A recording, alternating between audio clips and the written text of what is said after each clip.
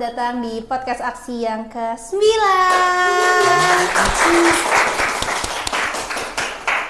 Gimana nih kabarnya yang nonton? Semoga kalian baik-baik aja ya. Nah, di podcast aksi kali ini bakal ada yang berbeda dari podcast aksi yang sebelumnya. Di podcast aksi kali ini bakal ada 2 part. Jadi di per partnya kita bakal berdurasi lebih pendek dari podcast aksi yang sebelum-sebelumnya. Nah, di mana yang part pertama kita akan membahas tentang berkarir di sektor keuangan, dan di part kedua kita akan membahas tentang mengarah ke sektor keuangan di dunia perbankannya. Gimana, menarik bukan buat dibahas di podcast aksi kali ini?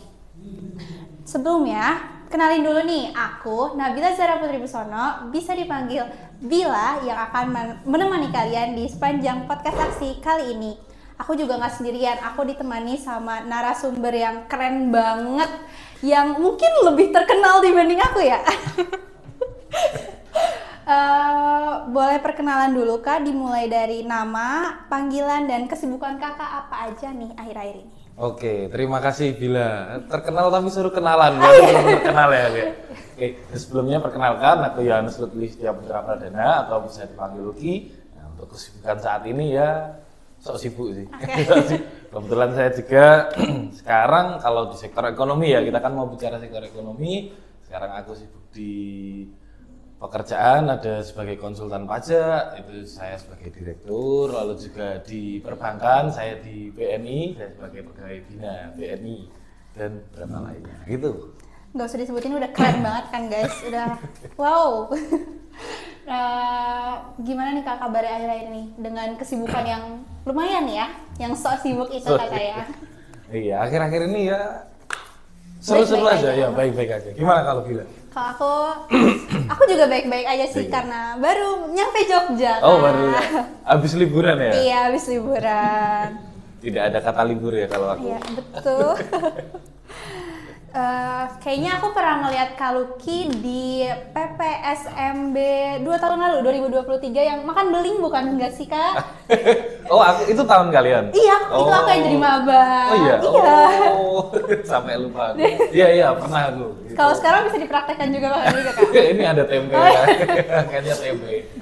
Udah tobat soalnya.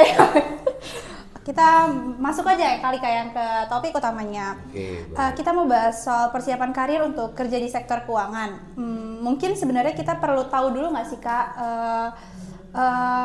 sepengetahuan Kakak dan pengalaman Kakak, apa sih posisi yang bisa diisi sama lulusan akuntansi di sektor keuangan? Oke, kita bicara tentang lulusan akuntansi ya. Nah, ini balik lagi ketika teman-teman ada di studi saat ini. Kita kan menguasai beberapa matkul ya, mata kuliah ya. Nah, ternyata itu sangat relevan teman-teman. Jadi yang pertama ada akuntansi keuangan, lalu akuntansi manajemen. Nah, nanti bidang-bidangnya aku jelaskan nanti. Akuntansi manajemen, akuntansi pembiayaan itu juga bisa, forensik akuntansi, lalu juga ada berwirausaha, kita juga bisa, dan banyak hal. Nah, balik lagi, akuntansi keuangan itu banyak diisi oleh teman-teman akuntansi, khususnya di tiap perusahaan, biasanya staff accounting atau staff keuangan. Nah, itu rata-rata teman-teman akuntansi bisa masuk di sini. Bukan rata-rata bisa masuk, tapi emang pasti bisa masuk, karena emang sesuai dengan prodi kita ya. Itu bahkan kalau kita bicara tentang jenjang karirnya, itu kita bisa sampai, kalau sekarang kan C-level ya, itu ada CFO, Chief Financial Officer. Itu bawahannya CEO pas yang membidangi tentang keuangan, atau direktur keuangan lah kalau bisa dikatakan. Itu bahkan kita bisa sampai jadi dirut sih, tapi itu jabatan yang tertentu lah. Oke, terus lanjut lagi ke akuntansi manajemen. Ini bidang manajemen, kita bicara tentang manajerialnya. Nah, seorang akuntan itu berperan aktif juga di bidang manajemen. Nah, itu sangat dibutuhkan juga. Bahkan kita sebagai manajer keuangan sampai ke tingkat-tingkat yang berikutnya. Itu untuk skala karirnya. Terus yang berikutnya tadi, yang ketiga, ada tentang akuntansi biaya ya. Nah, kita bicara tentang pembiayaan. Itu seorang akuntan itu juga berperan penting untuk mengelola dan juga mencatatkan biaya-biaya apa saja yang dilakukan oleh perusahaan, bagaimana efektivitasnya, bagaimana kita bisa mengefisiensikannya. Itu akuntansi biaya. Terus yang keempat ada nih yang baru keinget adalah SIA, ini baru. Sistem informasi akuntansi. Nah ya oke. Itu ternyata sangat berperan teman-teman. Sekarang kita kan bicara tentang IT ya, teknologi dan kemampuan kita itu tidak hanya mencatat aja, tidak hanya tentang keuangan. Nah, kita harus juga berjalan beriringan dengan teknologi. Nah, perannya SIA ini cukup krusial bagi perusahaan. Istilahnya ketika perusahaan ingin mencatatkan keuangan ataupun kita ingin bicara tentang target keuangan ke depannya, nah SIA ini berperan untuk bisa memfasilitasi seputar teknologinya. Nah, itu. Terus juga ada lagi tentang yang berwirausaha. Nah, kita bisa juga itu wirausaha juga bikin KAP, kita juga bisa audit juga bisa, itu akuntansi keuangan juga. Terus juga pajak ya itu benar, itu akuntansi perpajakan juga bisa jadi di Kemenko, itu bisa sebagai pajak dan lain-lain. Sangat luas sih. Iya, banyak banget ya Kak. Dari sekian banyak yang tadi disebutin, dari akuntansi manajemen, akuntansi pajak, biaya dan lain-lain itu, kalau posisi-posisi itu kan nggak semua orang ngerasa cocok ya Kak. Kayak ada orang yang mau masuk pajak tapi di kuliah tuh dia tuh kurang bisa pajak. Sedangkan kan pajak tuh malah menghasilkan banyak uang ya kayak di pajak. Emang sudah pernah? Katanya. Oh katanya. Nah sampai akhirnya overthinking dan memilih buat nggak nyoba masuk pajak. Seperti itu contohnya. Nah menurut pandangan kakak sendiri gimana orang-orang yang berpikir seperti itu dan gimana cara menentukan posisi yang menurut kita sendiri itu pas? Oke, gimana caranya ya? Iya, Oke. Nah, kalau bicara tentang overthinking ya kita nggak bisa menjudge orang itu ya. Tapi ada tindakan-tindakan preventif atau yang bisa kita lakukan nih. Tahap-tahapnya supaya kita bisa menjalani hidup. Wow, ini sangat berat ini, menjalani hidup penuh bahagia ini. Nah, ada beberapa cara. Nah, yang pertama adalah kita harus kenal diri kita itu. Oke, kenali diri, kita mengolah diri, terus juga tahu gak sih yang kita suka apa, yang kita nggak suka apa. Nah, itu kita harus mereduksi di saat masa pengenalan. Terus ketika kenali diri itu sudah, nah, kita bisa riset tuh. Sekarang kan ada banyak internet ya, internet kan bisa search. Gimana sih kalau kerja di akuntansi di bidang misal tadi perpajakan, apa aja yang harus dilakukan, apa aja yang harus dipersiapkan. Nah, itu kita bisa searching tuh. Searching aja, riset yang sekiranya kita bisa suka. Atau di TikTok atau di YouTube ya misalnya, itu juga banyak kok yang bercerita tentang karirnya itu. Itu yang riset. Terus yang ketiga adalah tentang berjejaring dan juga kita merasakan di dalamnya. Lewat magang. Sudah magang? Aku sendiri belum. Oh belum, habis ini ya? Iya, berarti semester ini ya? Gak apa, aku juga akhir-akhir kok magang. Di masa-masa kita magang, kita akan tahu dan juga mengenal gimana proses alur secara bisnisnya, alur secara instansinya itu bekerja. Nah, di situ kita akan bisa mengetahui itu, oh ternyata perannya Direktorat Jenderal Pajak gini loh, oh ternyata perannya Bank Indonesia gini loh, nah, ternyata juga perusahaan ini tuh cara cari profitnya tuh gini. Nah, di situ setelah kita tadi step pertama kenal diri, nah di step ketiga ini kita akhirnya tahu, oh ternyata aku cocok, ternyata aku enggak. Di situ posisi itu sangat krusial istilahnya, magang ini sangat krusial. Jadi kita harus bisa benar-benar merasakan, jangan memaksakan, beda ya, merasa dan memaksa. Terus yang terakhir adalah evaluasi dan kontemplasi. Itu diputar terus 1 sampai 4 ini. Terus akhirnya kita bisa sampai ada di titik kayak, oh aku besok mau jadi ini dah. Lulus aku harus sudah punya planning gini. Oke, itu. Oke. Jadi tips gimana caranya supaya kita bisa menentukan posisi yang pas tuh seperti itu ya Kak? Iya, seperti itu. Untuk posisi-posisi di sektor keuangan tersebut tuh kayak skill apa aja sih Kak yang perlu atau mungkin wajib untuk mahasiswa akuntansi FEB sendiri ya punya gitu? Oke. Skill, hard skill atau soft skill ini? Keduanya deh Kak. Keduanya, oke. Bicara untuk hard skill ya. Yang pertama, kita harus kenal. Tahu nggak kitab sucinya akuntansi? Apa? Kitab sucinya seorang akuntan. Enggak tahu. Enggak tahu ya? Beneran tidak tahu? Hah? Enggak tahu. Nah, tahu PSA kah? Tahu. Nah, IFRS Tahu. Nah, itu standar akuntansi kan ya. Nah, iya. itu istilahnya bisa tanda kutip kitab sucinya lah. Oke. Bukan yang lain-lain, nggak harus jadi terang. Nah, itu hard skill kita harus tahu. Kita harus tahu, nggak harus hafal, tapi kita tahu tuh. Batasan-batasan, terus juga tugas-tugas itu semuanya tercatat tuh di IFRS dan juga di PSAK. Tuh, IFRS itu untuk internasional, PSAK untuk Indonesia. Oh, malah kuliah pagi kuliah ngomong ya.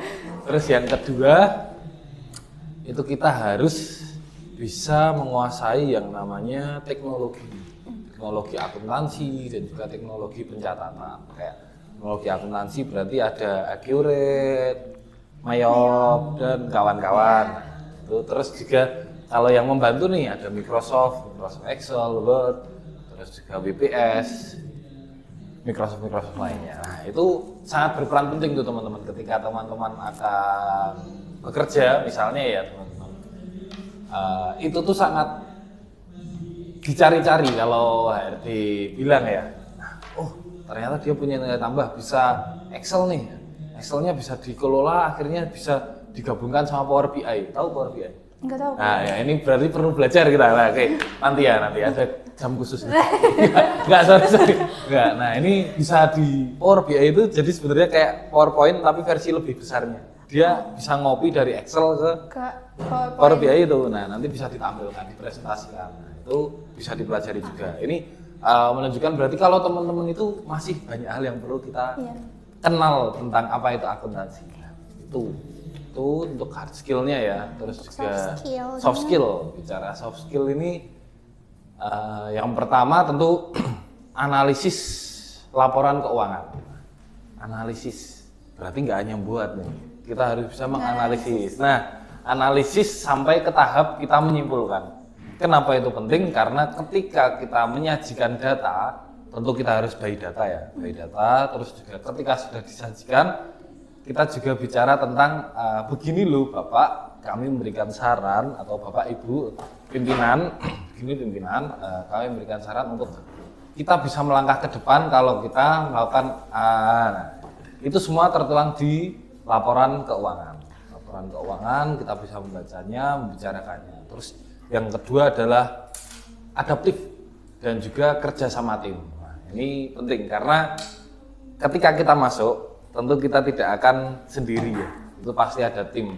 Bahkan ketika kita berwirausaha secara personal, itu kita juga perlu yang namanya konsumen. Kita perlu pelanggan, kita perlu rekan kerja. Nah, ini sangat kita perlukan untuk bisa adaptasi dimanapun kita berada dan juga bagaimana kita bisa bekerja sama dengan tim kita. Jangan semuanya aku bisa semuanya, tapi ternyata keteteran. Nah, itu juga perlu diolah manage diri kita. Mungkin itu juga, dan dari hal yang aku sebutin itu adalah yang harus dikuasai oleh teman-teman akuntan atau mahasiswa akuntansi selama berprogres. Aku harap buat teman-teman nih punya nilai positif yang lebih. Jadi kita bisa mewarnai dibandingkan orang-orang yang lain nih. Kita bisa lebih terang gitu Mas. Enggak cuma basic gitu. Ya betul, itu masih basic teman-teman. Ya, itu masih basic. Nah berarti kita harus punya sisi yang lebih. Apa itu yang bisa teman-teman lakukan? Nah itu lewat pengenalan diri itu tadi. Baru teman-teman kembangkan dan akhirnya fokus ke soft skill ataupun hard skill yang salah satu itu tadi bisa ditambahkan. Oke. Dari hard skill dan soft skill yang kalau Lucky sebutin tadi kan kita perlu banyak waktu ya buat untuk mencapai hal tersebut, untuk bisa menganalisis, untuk bisa tahu kegunaan Microsoft dan Accurate atau Mayop dan sebagainya kayak gitu. Nah biar bisa belajar atau melatih skill-skill tersebut tuh kegiatan mahasiswa atau organisasi apa aja sih Kak yang menurut Kakak relevan dan perlu kita coba sebagai mahasiswa biar nggak cuma belajar kuliah di mata kuliah umum dan dasar lainnya, tapi juga kayak pengalaman yang bisa ditulis buat CV yang emang berpengaruh gitu Kak buat melamar kerja nanti di sektor keuangan. Biar HRD juga pas ngeliat yang kayak CV-nya ada skill ini, ada soft skill ini, ada pengalaman ini kayak gitu Kak. Apa sih Kak? Oke, nah kalau bicara tentang untuk menambah CV, untuk menambah CV, itu mungkin aku meluruskan ya. Aku lebih suka dikata itu cara kita bisa berdampak. Kita mengeluarkan diri kita untuk orang lain ataupun untuk organisasi itu. Nah, jadi balik lagi ke inti ketika kita berorganisasi, alangkah baiknya saranku ini jangan kita berorientasi pada CV, tapi orientasilah pada kita bisa bermanfaat, kita bisa berdampak. Karena itu nanti ketika kita menjalani organisasi di kampus ya ataupun di luar kampus itu sangat berpengaruh tuh. Nanti kalau kita mikir CV, yang penting udah join, nah nanti yang penting tinggal nulis saja. Nah, tapi kalau kita bisa benar-benar aktif di situ, misal ini ikut di HIMA ya, HIMA akuntansi, nah ini kita tuh bisa mengoptimalkan apa yang kita miliki. Nah, apa aja sih UKM dan juga Ormawa ya yang ada di kampus UNY ya? UNY, oke. Yang bisa kita optimalkan. Nah, sebenarnya ada banyak sih untuk kita bisa mengoptimalkan peran sebagai akuntan. Kenapa? Karena baik itu secara akademis maupun non-akademis, UKM dan Ormawa yang ada di UNY, itu sebenarnya ada nilai-nilai akuntansi yang bisa kita peroleh ketika kita berperan di situ, aktif di situ. Misalnya, aku waktu itu sebagai di FA, sempat nih jadi staf minat bakat nih di BEM. Nah, itu aku juga mengkoordinir teman-teman, mencatat bagaimana pengeluaran dan juga apa yang perlu kita gunakan untuk kedepannya. Itu salah satu peran akuntan itu kita bisa dapat. Terus juga di tahun berikutnya jadi di Wamen BEM, terus juga di ketua UKM Judo. Ini nggak relevan teman-teman, maksudnya judo ke akuntansi ya. Dari mananya itu? Di mana akuntansinya? Nah, di mana akuntansinya? Tapi ternyata ini juga berperan. Aku sebagai akuntan bisa memplanningkan teman-teman buat kedepannya kita mau ngapain sih? Target apa yang kita peroleh. Itu semua aku dapat ketika kita berkuliah. Oke, fine. Aku kuliah kadang maksudnya mungkin di tengah jalan kadang aku keluar panggilan ada kegiatan dan lain-lain. Tapi ketika ada penjelasan dari dosen ataupun tugas itu benar-benar dikerjakan. Nah, akhirnya kita bisa bicara ketika kita masuk di UKM itu adalah kita bisa memplanning nih ke depan. Contohnya waktu UKM itu, aku pernah pertama kali di UKM se-UNY, kecuali paduan suara ya, itu kita pertama kali berangkat ke luar negeri. Karena itu planning dari akuntansi. Nah, akuntansi, belum tentu teman-teman di luar prodi kita itu bisa.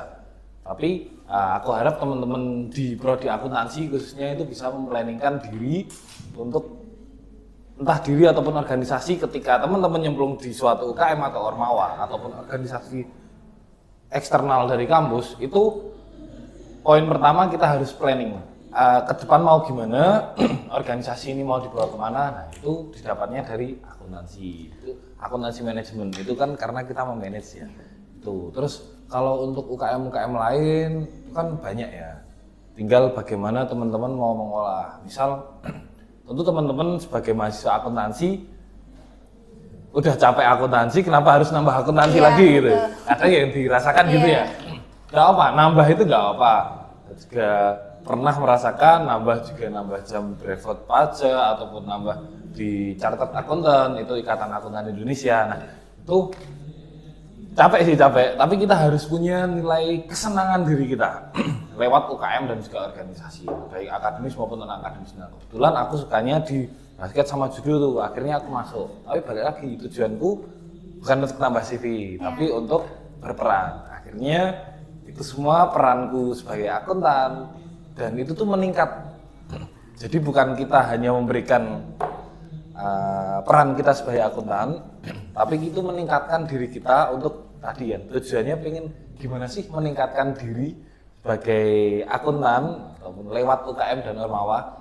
Ketika seiring berjalannya waktu, ternyata peran-peran kita apapun itu di organisasi itu sangat berperan untuk peningkatan nilai-nilai akuntansi di kita. Itu jadi silahkan dihayati, silahkan diikuti. Saranku satu mahasiswa minimal satu UKM atau Ormawa, minimal banget. Kalau bisa lebih nggak apa, itu sangat bagus lah.